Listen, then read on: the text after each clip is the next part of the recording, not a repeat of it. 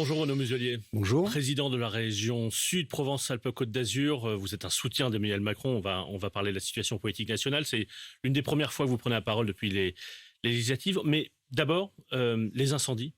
Votre région est en première ligne face aux risques de méga-feux, face aux conséquences du dérèglement climatique. Est-ce que après les feux qu'on a vus en Gironde et les feux qu'on a vus ces dernières années, de manière générale, est-ce qu'il va falloir repenser, comme l'ont demandé des présidents d'exécutifs locaux, notre organisation, la sécurité civile, le financement, pour se préparer à ce qui nous attend dans les prochaines années? Oui, d'abord solidarité totale avec nos amis de la Gironde. Ils ont été impactés, on l'a vu, c'est terrible, c'est des méga feux, c'est très très impressionnant. Et comme vous l'avez souligné, nous on est en première ligne depuis toujours. Donc vous avez plus d'expérience que vous voulez dire? On a quand même plus d'expérience parce que on a, par exemple, on voit aujourd'hui qu'ils font des pare-feux. Nous, on a ces pare-feux qui s'appellent des DFCI pour les camions de pompiers, pour les interventions immédiatement organisées, qui sont structurées sur l'ensemble de la région, ce qui nous permet à nos SDIS, à nos marins-pompiers, à nos sapeurs-pompiers de secours départementaux, d'intervenir très vite, tout de suite. Et on a mis en place au niveau de la région, avec les départements et les collectivités, le plan guerre du feu, c'est 6 millions d'euros par an, qui nous permettent d'avoir une anticipation, c'est-à-dire travailler sur le débroussaillage, faire en sorte qu'il y ait plus de 200 gardes régionaux. Il y a parfois des associations locales qui sont réticentes sur le débroussaillage des forêts. Oui, enfin, il y a la loi, hein. Il y a la loi pour débroussailler et il faut que les maires fassent appliquer la loi et souvent c'est difficile par rapport à leurs propres concitoyens. Donc je ne parle pas des associations qui sont contre, je pense que ceux-là laissent croître la forêt sans l'organiser, ce qui est une faute majeure. Vous voulez dire des écolos? Ça que vous voulez... Essentiellement des associations environnementales et après vous avez les associations de riverains qui veulent garder leur territoire. Donc c'est deux traitements différents. Vous avez d'un côté ceux qui veulent rien faire, mais à ce moment-là ça s'embrase. Et donc, il faut penser que le feu va arriver. Comme le feu va arriver de toute façon, il faut s'organiser de façon à ce qu'il lèche, mais qu'il ne brûle pas. Et quand vous avez débroussaillé, la maison n'est pas brûlée. Est-ce qu'il faut davantage d'avions, et notamment de Canadair? Alors, c'est une démarche que nous avions organisée, oui. C'est une démarche que nous avions organisée au niveau de la région, en européanisant la flotte. En partageant avec les Italiens, les Espagnols. Oui, parce que de toute façon, c'est tout le Sud qui est touché, mais en fait, c'est toute la France qui va être touchée demain. Donc, il faut que notre expérience puisse servir aux autres, qui viennent se former chez nous et que nous, on vienne en soutien chez eux. C'est la solidarité nationale, comme elle fonctionne au niveau européen. Et donc là, il y a une commande au niveau des Pélicans, enfin des Canadair ou des Dash. Cette commande européenne que j'avais sollicitée, il y en a 2 avions pour les Français. Et en tant que président de région, j'ai demandé à participer pour l'achat d'un 3e, de façon à ce qu'on en ait un 3e à disposition, plus une organisation mécanique législative qui nous permette pour l'été, de louer des hélicoptères qui existent en tant que tels pour intervenir immédiatement. Donc nous avons un travail en amont, nous avons une surveillance des départs de feu, une intervention immédiate, et nous avons sur hier mis en place un dispositif qui s'appelle un pélicandrome, qui permet aux Canadair de venir se ravitailler là, ou les Dash de venir se ravitailler là, de façon à ce qu'ils ne retournent pas sur Nîmes. Renaud Muselier, vous étiez un proche de Jacques Chirac, vous avez été son secrétaire d'État aux Affaires étrangères. Lorsqu'il a prononcé ce discours à Johannesburg en 2002, où il disait « Notre maison brûle et nous regardons ailleurs ». On est 20 ans plus tard, on est dans la même situation, où en fait on est dans une situation pire. C'est que là, ça brûle sous nos yeux et on continue à regarder ailleurs, non? Non, je pense que le problème, c'est qu'on s'occupe un peu de la forêt quand ça brûle. Donc, je ne parle pas que de la forêt. De manière générale, il y a toute une partie des Français, notamment des jeunes, qui disent il faut aller plus loin, il faut des mesures plus radicales pour sortir notre modèle de dépendance au carbone. En tout cas, ce que je sais qu'en tant que président de région, je consacre sur mon plan environnemental 40% de mon budget. On va passer à 100% du budget d'ici la fin de l'année, sur 5 axes qui sont air, mer, terre, déchets et énergie, qui nous permettent systématiquement, dans la totalité du budget, quand même régional, 3 milliards d'euros, qui nous permettent d'investir systématiquement sur une évolution de cette société. Donc nous, on a, par exemple pour la mer, les bornes pour les posidonies, de façon à les protéger et que les bateaux ne raclent pas le fond de la mer. Et vous avez les escales zéro fumée que nous sommes en train de mettre en place. Par exemple, quand le maire de Marseille veut que c'est un exemple très précis, il a lancé une pétition pour que les paquebots à Marseille ne puissent pas accoster dans les périodes de pollution, c'est-à-dire beaucoup de jours pendant l'été. C'est peut-être pas un maire de lancer une pétition, c'est plutôt un maire d'agir. Hein. Donc, de l'interdire, par exemple. Non, d'agir. Dans l'action, nous avons mis en place les escales zéro fumée de la région sur les 3 ports, Toulon, Nice et Marseille, 30 millions d'euros, de façon à ce que les ferries soient décarbonés 2023 et 2025 pour les bateaux de croisière. Si la mairie veut mettre un peu des moyens dedans, au lieu de faire des pétitions pour gagner 1 ou 2 ans, c'est avec plaisir. Et le maire de Marseille n'a pas aidé en ce sens. Renaud Muselier, et puis un autre truc, Marseille est une ville historiquement et culturellement, c'est un port quand même. Hein. Oui. Donc bon, c'est un port. Donc un port, il est fait pour avoir des bateaux. Oui. Bon, donc ces bateaux, ils vont évoluer sur le GNL, sur l'électrique. On organise le branchement électrique à quai. On organise, vous savez, quand le bateau démarre, il y a les fumées. Donc c'est des scrubbers. Ces scrubbers font en sorte qu'il n'y a plus de pollution. Mais ça, il faut les équiper, il faut les organiser. Et comme j'ai en charge la Méditerranée du futur au niveau de l'État français et au niveau européen, j'organise en décembre une réunion avec tous les ports de la Méditerranée, parce que les bateaux qui polluent chez nous, ils polluent aussi en face. Hein. Et donc, on organise le système des branchements à quai électriques de tous les bateaux, de façon à ce que les populations du Sud, comme les populations du Nord, soient traitées de la même manière. Alors, Renaud Muselier, vous êtes un homme de droite. C'est pratique, ça, c'est conforme. J'allais vous parler. Je suis un homme de droite, oui. Vous êtes un homme de droite. Vous avez... C'est vrai, je suis un homme de droite, tout à fait. Je rappelais ça pour nos auditeurs. Vous avez choisi de rejoindre Emmanuel Macron pendant le précédent quinquennat. Et quand on regarde les résultats législatifs de votre région, il y a quasiment la moitié des députés qui sont des députés RN. Les macronistes ont perdu 13 sièges. C'est-à-dire qu'il y a quasiment deux fois plus de députés RN que de députés macronistes dans cette région qui est une grande région française. Et LR a perdu les 2 tiers. Et ça ne vous déplaît pas forcément Si, ça me déplaît puisque c'est le parti que vous avez quitté pour rejoindre la majorité. Non, mais c'est pas le parti que j'ai quitté, c'est ils m'ont chassé. Les résultats de la Macronie dans cette région importante que vous représentez sont pas à la hauteur de ce que vous avez essayé de constituer au niveau local. Ben si, regardez, vous m'avez expliqué pendant toute la campagne régionale que j'allais perdre. Vous avez gagné. Mariani, oui, mais j'ai gagné, pourquoi ? Parce que j'ai additionné. J'ai pris des macronistes, j'avais une majorité de 81, je suis revenu à 84. On m'a expliqué que j'avais la moitié de ma liste qui était remplie d'En Marche, j'en ai que 5. J'ai fait ce que m'a appris M. Chirac ou M. Sarkozy, additionner entre les verts modérés jusqu'à la droite, qui n'est pas extrême. Et bien en additionnant, j'ai gagné dans une région qui était considérée comme celle qui allait passer. C'était pour les régionales. Oui, mais ça veut dire, ce qui veut dire que quand on est allé aux législatives derrière, de la même manière, ils n'ont pas su additionner. Non, n'additionnant pas, vous coupez vos voix en 2 ou 2 tiers ou 1 tiers.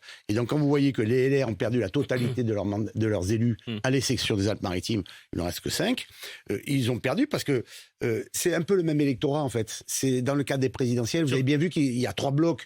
Il y a le groupe de la NUPES, de la gauche tiré par l'extrême gauche. Vous avez le groupe de l'extrême droite avec les Zemmouristes, etc. Et puis vous avez le bloc central qui est incarné par une personnalité qui est celle de M. Macron. Central, mais on peut dire la chose différemment. Le macronisme, maintenant c'est plus clair que ça ne l'était, ou en tout cas ceux qui ne voulaient pas le voir le voient maintenant clairement. Le macronisme est à droite. L'équilibre de la majorité, il est à droite. Oui, ben donc je suis un homme de droite, j'ai pas l'impression de trahir. D'accord. Mais vous avez... non, mais c'est pas tellement. Là, on voit bien voir d'ailleurs dans le cas de la pétrolière du Parlement aujourd'hui. Oui, mais justement.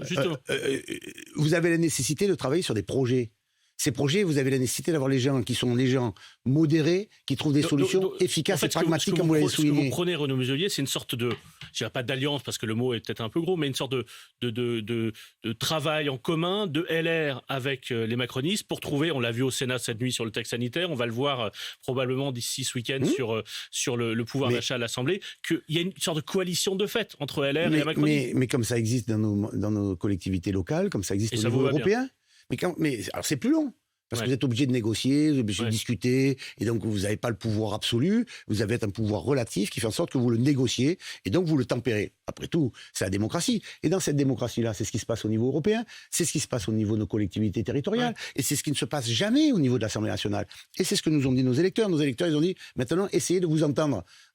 On voit bien que le compromis tel qu'il existe au niveau européen ou comme il existe au niveau local, ce mode d'emploi, ils l'ont pas au niveau national. Eh bien, ils vont bien finir par le trouver. Je leur souhaite. Dans cette pétaudière, parce que je reprends votre mot, dans cette pétaudière, quand vous observez ce que fait Marine Le Pen, la stratégie qu'elle aborde, l'idée d'être, entre guillemets, constructive, elle va voter avec ses députés, 89 députés, quasiment tous les articles de la loi pouvoir d'achat. Est-ce que vous dites, elle est habile et si elle continue comme ça, elle peut être élue la prochaine fois? Bien sûr qu'elle est habile, elle a toujours été très habile, Madame Le Pen. Plus qu'avant. Elle progresse aussi, parce qu'elle a vieilli. Voilà. Mais vous constaterez que Mme Le Pen a c'est la grande gagnante de ces dernières semaines. Non, c'est la grande gagnante, elle a perdu les présidentielles. Oui, mais c'est la grande gagnante, elle a perdu les législatives. Oui, mais donc, là, ces dernières semaines, à l'Assemblée, c'est elle qui profite politiquement le plus de cette situation que vous décrivez comme une pétaudière. Sauf que vous avez un cut. Le cut, c'est l'élection. Dans l'élection, elle n'a pas gagné les présidentielles et elle n'a pas gagné les législatives. Voilà. Ça, c'est une réalité.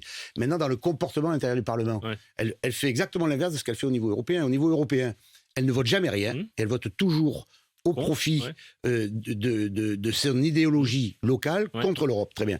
Au niveau du Parlement français, elle se retrouve dans une situation où elle nous a expliqué au lendemain des présidentielles que c'était fini maintenant, les présidentielles. Et comme par hasard, comme ils ont eu plutôt un bon succès aux législatives, même s'ils n'ont pas gagné, elle se dit après tout, je peux peut-être jouer le coup une dernière fois aux prochaines présidentielles. Donc, elle essaye de se dédiaboliser en permanence. Et elle le fait plutôt. Et elle le fait. Quand vous regardez le Parlement, vous êtes un mec de droite, vous voyez la gauche qui est débraillée, sale, qui hurle, qui crie partout. Enfin, ils défendent aussi les idées pour lesquelles ils ont été élus. Non, mais c'est un problème de comportement. Dans le comportement, vous représentez. J'étais 20 ans député. Vous représentez au Parlement français la République. Alors, en représentant la République, vous avez une charge. Vous n'êtes pas dans une cour de récréation. Et cette charge-là, il faut l'assumer en tant que telle. Vous ne pouvez pas crier, vous avez grandi. Vous sortez du bac à sable et vous êtes chez les grands. Dans l'histoire de la République, dans l'histoire du Parlement français. Et donc, vous devez essayer de vous comporter à ce niveau. Elle essaye. Eux, non. Quand vous dites pétaudière, vous pensez que ça peut exaspérer les Français, ça peut fatiguer les Français? Ah, mais c'est insupportable. Vous ne parlez pas que de la NUPES, vous parlez de la situation générale. Non, je parle du Parlement dans sa globalité. Là, c'est insupportable pour les Français. C'est insupportable. Les Français ont dit, bon, vous avez 3 groupes, débrouillez-vous, et finalement, peut-être que vous allez enfin pouvoir réussir à travailler ensemble. C'est ça qu'ils ont envoyé comme message. C'est presque un espoir. Exactement. Entendez-vous, on vous met tous dans la même pièce. Mettez-vous ensemble là-dedans, soyez un peu raisonnable, soyez un peu intelligent. Vous êtes de droite, vous êtes de gauche. Il y a toujours une attente des Français. Donc, ils n'attendent pas ce spectacle-là. Donc, dans ce spectacle-là, le Parlement de la République doit prendre l'habitude d'arriver à travailler ensemble. Et aujourd'hui, ce compromis va arriver sur quelques amendements, textes de loi potentiels, mais cette habitude-là, il faut qu'ils arrivent à la prendre. Prenons l'exemple qui va nous occuper dans les prochaines heures et prochains jours sur le prix du carburant. Il y a une discussion en cours entre le gouvernement et LR pour trouver un compromis. LR renonce à l'idée d'avoir un litre à 1,50. Le gouvernement renonce à son idée de chèque pour les travailleurs qui était une usine à gaz. Et ils vont converger vers une prolongation de l'aide de la ristourne au-delà de 18 centimes jusqu'à décembre. Mais c'est intelligent. C'est exactement ce qu'on fait au Parlement européen. C'est ça qu'il faut faire. Négocier comme ça. Quand vous n'avez pas de majorité, vous discutez avec ceux qui sont élus. C'est ça la démocratie. Sinon, c'est la révolution. Et donc là, vous avez une démarche qui est assez simple, ou alors le Parlement, ou une dissolution. Et la dissolution, ils ne la veulent pas. Aucun ne la veut. C'est pas ceux de la NUPES qui la veulent, et c'est sûrement pas ceux du Front National qui la veulent. Et LR, ils ne savent pas dans quelle situation ils sont. Donc personne ne veut la dissolution. Donc ils ont l'obligation de travailler ensemble, tous ensemble, et en même temps de montrer leur différence. Et bien ça, c'est un peu difficile aujourd'hui. Il y a un autre sujet Mais par contre, ils ont l'obligation de réussir. Parce qu'on a la guerre à nos frontières, on est dans une situation très compliquée. On voit bien que la Chine n'a pas la croissance estimée, voulue, attendue. Et donc, on a quand même beaucoup de paramètres qui font en sorte qu'on ne peut pas partir en vacances en se disant « tout va bien à la maison ». On a le feu autour de la maison aussi, c'est pas simplement que climatique. Il y a un autre sujet qui va discuter dans cette loi pouvoir d'achat, une discussion sur une éventuelle taxe sur les super profits. On voit que plusieurs groupes, la NUPES, mais le RN, sont favorables à une taxe sur les super profits et que la plupart des députés LR et de la majorité n'en veulent pas. Vous voyez qu'il y a ça peut faire une majorité, ça. Mais il y a 2 entreprises qui sont visées par ceux qui veulent une taxe sur les super profits. Particulièrement 2. Total, notamment pour ses activités de raffinage. Il y a par exemple une raffinerie dans les Bouches-du-Rhône, et la CMA-CGM, qui est le 3e armateur mondial, qui est basé à Marseille, et qui, d'une certaine manière, a grossé ses profits parce que le prix des conteneurs a augmenté depuis 1 an et demi. Est-ce qu'il faut que la CMA-CGM fasse un effort très net pour baisser le prix des conteneurs, ou alors est-ce qu'il faut mettre en place une taxe contre la CMA-CGM sur le schéma général, moi je suis contre la taxation. Quelle qu'elle soit, par principe. Donc il faut que la CMA-CGM fasse une preuve. Et donc sur le côté total, on ne peut pas leur demander de descendre le prix de l'essence, de continuer à investir, d'être le numéro 1 mondial et en même temps les taxer. Le truc, ça ne marche pas. Donc on ne peut pas tout leur demander à la fois. Et donc c'est une stratégie de... il faut peut-être qu'ils fassent un geste plus fort que jusqu'à présent. Mais discuter, mais c'est pas pour ça qu'il faut taxer. Le cut de la taxation est un cut facile, mais qui est très dangereux en aval. Et donc, quand vous avez une entreprise de dimension mondiale, vous protégez cette souveraineté, donc vous n'y touchez pas. Mais la CMA-CGM, qui est un outil mondial, si dans le cadre de la taxation, ça serait la seule entreprise de transport qui serait taxée au monde. La seule transport au monde, c'est-à-dire tous ses concurrents dans le cadre des armateurs ne sont pas taxés, aucun d'entre eux. Donc il faut qu'elle fasse un geste pour faire baisser le prix des conteneurs. Mais M. Saadé, qui est un Marseillais, qui aime son pays, qui est basé ici, ses bateaux sont français, il est à disposition du gouvernement pour discuter de telle ou telle chose. Mais la taxation, Pourquoi taxer une entreprise qui est un fleuron mondial, qu'ils ont réussi à élever au niveau mondial, qui ne se reverse pas de dividendes et qui réinvestit dans l'entreprise? Pourquoi voulez-vous la taxer? Pourquoi voulez-vous la taxer?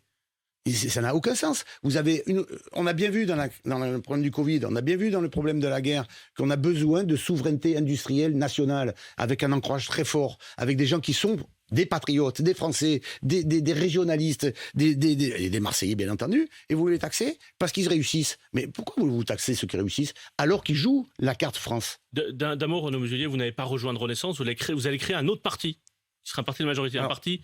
Quoi, régional, local? Moi, j'ai été élu avec ma majorité sur notre région d'abord. Donc, je fais nos territoires d'abord. Donc, là-dedans, peuvent adhérer qui veut. Ouais. Voilà. De la gauche à la droite, en passant par LR, etc. Ceux qui veulent. Ce sont les maires, par exemple, ils sont essentiellement à droite chez nous. Ouais. Voilà. Et donc, on a bien vu que la division entraînait la catastrophe. Et au niveau local, je fais un parti qui s'appelle Notre Territoire d'abord. Un parti régionaliste. Oui, régionaliste, ça fait un peu autonomiste ou indépendantiste. Ah non, vous n'avez pas demandé l'autonomie de la région sud. Ouais, je sais jamais.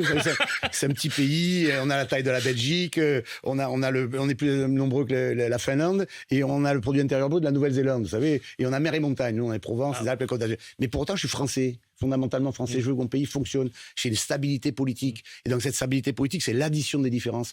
Et donc, au niveau local, je veux additionner ces différences en leur laissant la liberté nationale. S'il y en a qui veulent être à Renaissance, si je peux être à Renaissance, si d'autres sont chez LR, pourquoi pas? Et je vois ce que fait M. Séjourné pour la construction de Renaissance, m'intéresse, voilà. Renaud Muselier, donc, qui ne va pas demander l'autonomie de la région sud ce matin. Merci d'être venu sur BFM TV RMC. Bonne journée.